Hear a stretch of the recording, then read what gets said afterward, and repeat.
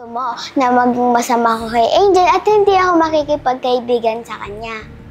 Oh, edi maganda, di ba? Anong edi maganda? Ate, so ibig sabihin magkapatid sila? Ginawa ko naman yun, ate. Kanina, hindi ako bumaksak yung kumpanya ni Miss Jane.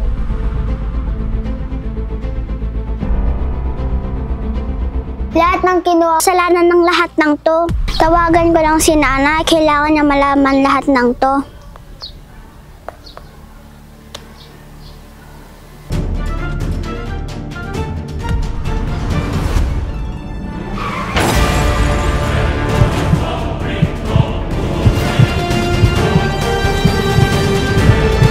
Ilan po kayo dito sa bahay na ni-rent nyo?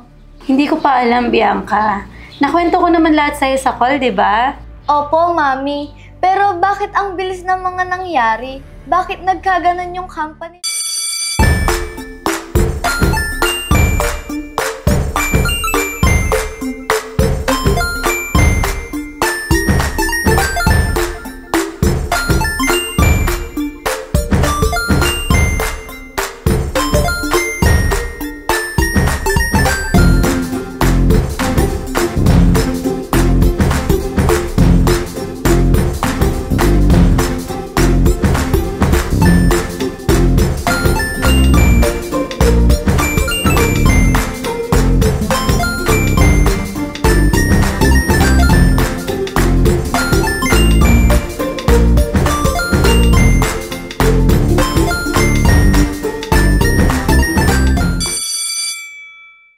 Si Ate Yana pala may kasalanan ng lahat ng to. Tawagan ko lang si Nana, kailangan niya malaman lahat ng to.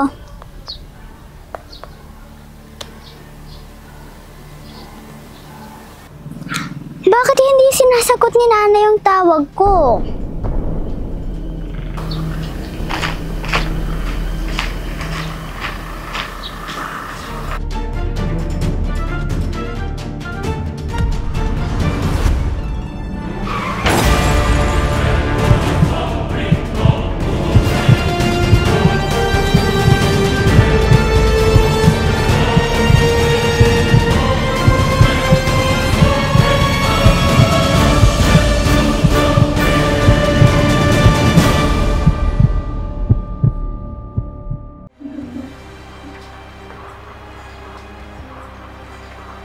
Bakit wala pa si Angel? Magle-lesson na niyan tayo.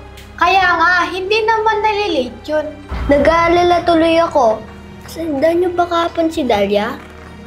Oo, kaso hindi namin nakita si Ate Yana. Umuwi na lang kami ni Angel kasi sumakit yung tiyan ko. Ganun ba? Sure ka na ba na umuwi na sa bahay si Angel? O baka sinundan niya pa si Dahlia? Ayun yung alam ko eh. Sabi niya, uwi na din siya kahapon. Bakit niya susundan si Dahlia? Tsaka na lang namin sasabihin sa'yo. Asan na kaya yun? Aya, okay na ba yung mom mo? Oo, okay na siya. Nakauwi na siya kahapon. Buti naman, no? At buti naman nakapasok ka today. Wow, kinakausap mo talaga si Aya. Siyempre naman, friend natin yan si Aya eh. Mabait siya sa akin, di ba Aya? Oo, huwag kang mag-alala. Ikaw pa rin BFF ni Zia. I know, Aya. Nasaan na kaya si Angel? Oras na wala pa siya. Bakit mo ba yun hinahanap? Di ba inaway pa lang natin yun kahapon? Hindi ko pala in-explain sa'yo yung reason kung bakit ko ginawa yun kahapon. Bakit nga ba? Ayaw ko talaga awayin si Angel.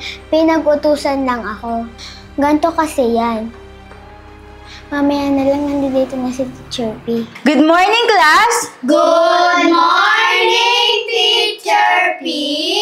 Okay, class, makinig at manood ng mabuti sa video, ha? Kasi after nito, may quiz kayo. Okay? Oh! How sleep affects your brain? Sleep is essential. You can't function or survive without it. While your body is resting, your brain is a flurry of activity. It organizes the day, event, and files them into your storage so you can easily retrieve them later. It also catch up on housekeeping. The more you deeply sleep, the more effective your brain is at cleaning itself. Adults typically need 7 to 9 hours of sleep for maximum brain performance, but many of us don't get it. Too little sleep negatively affects your ability to remember and concentrate. It can also make you moodier and irritable, and increase the risk of anxiety and depression. In addition, going too long without sleep has similar effects of being drunk, impairing judgment and performance, and increasing the risk of accident and injury. A lack of adequate sleep may also increase the risk of dementia. To ensure you're getting enough sleep, practice good sleep hygiene. Put away the electronic devices an hour before bedtime and do something relaxing. Go to bed at the same time each night and wake up at the same time each morning. Avoid stimulant like caffeine in the late afternoon or evening and alcohol and heavy meals before bedtime. Keep your bedroom quiet, cool, and dark, and try to get at least 30 minutes of moderately intense exercise on most days, which can improve both sleep and overall health. The better you sleep at night, the better your brain will function and the better you feel. Oo nga pala, class, hindi muna makakapasok si Angel.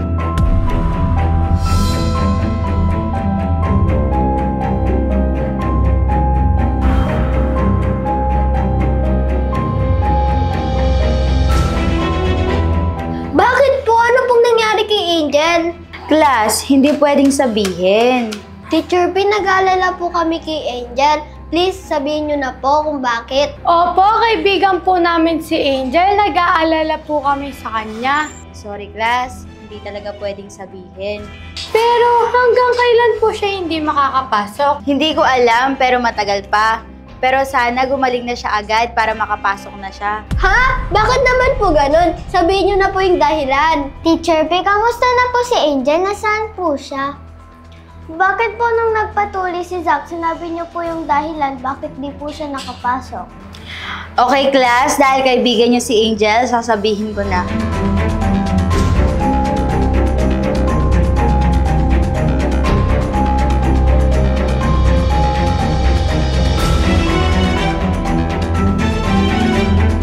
Hindi makakapasok si Angel dahil... Ay, wait lang, may nag-call. Ay, ano ba yan? May tumawag pa kay Teacher P? Kinakabahan ako kung ano nangyari kay Angel. Na paano kaya siya, no? Huwag ka nga plastic dyan. Kahapon, inaaway nyo lang siya. Pag mo nga ginaganyan si Dahlia, Huwag na kayong mag-away. Okay, class, hindi muna makakapasok si Angel dahil na-aksidente siya kahapon. Nasa ospital siya ngayon, nagpapagaling.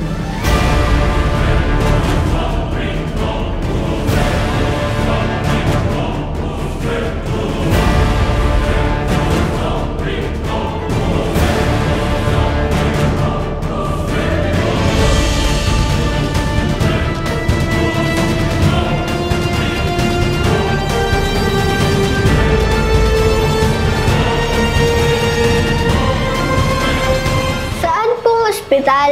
Sakto, pupunta ako ngayon sa hospital. Kung gusto niyo sumama, sumunod kayo sa akin. Huwag kayong sasama, Zia at Dahlia. Mga plastic kayo. Tara na, Elise.